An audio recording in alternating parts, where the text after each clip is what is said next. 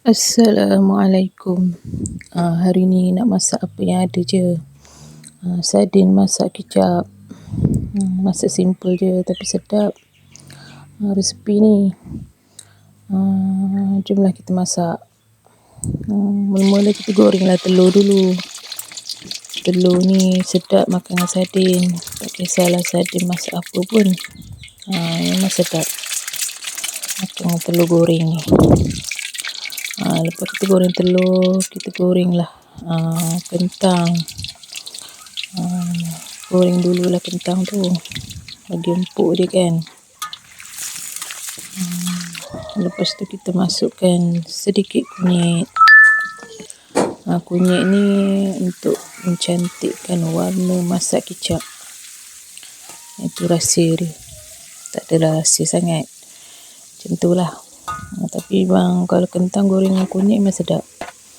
Okey, kalau dah garing kentang tu, kita angkat lah.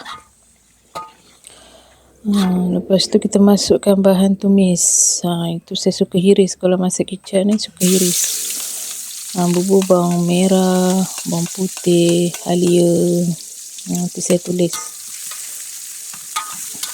Lepas tu kita kacau lah dia bagi dia garing ya. Dah garing, masukkan sardin. Tak kisahlah sardin jenama apa pun, yang penting halal. Lepas tu bagi dia pecah minyak sikit, masukkan air ya. Lebih bekas sardin tadi.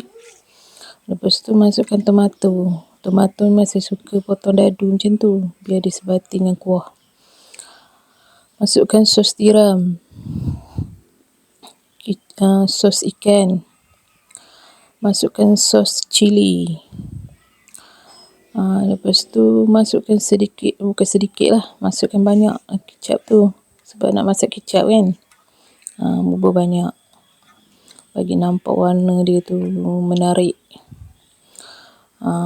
Lepas tu tambah sikit lagi lah, sebab macam tak menarik dia warna je. Okey, dah mendidih tu masukkan serbuk perasa.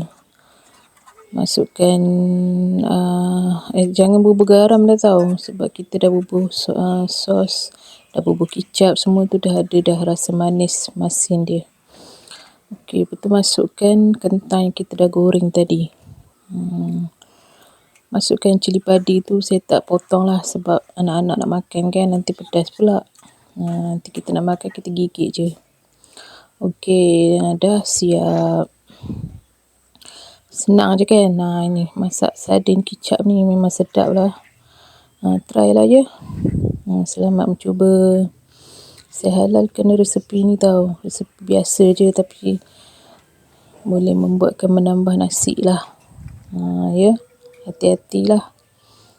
Takut naik berat badan pula nanti.